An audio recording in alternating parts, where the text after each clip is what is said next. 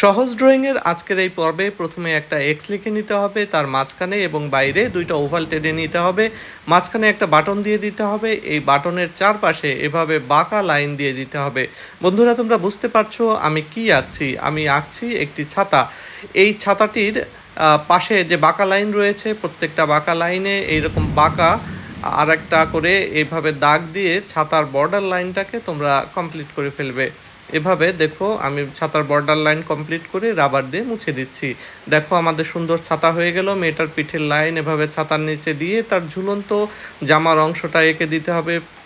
এরপরে দুই পাশে দুইটা ভাঁজ করা হাত দিয়ে দিতে হবে, যেটা দিয়ে সে ছাতা ধরে থাকবে। এরপরে জামায় কতগুলো ভাঁজ দিয়ে এরকম নিচের দিকটায় ডিজাইন করে দিতে হবে এবং সেখানে একটা বর্ডার এভাবে করে দিতে হবে। এরপরে মাঝখানে এরকম দাগ দিয়ে মেয়েটার দুই পাশে দুইটা পা এঁকে জুতা পরিয়ে দিতে হবে।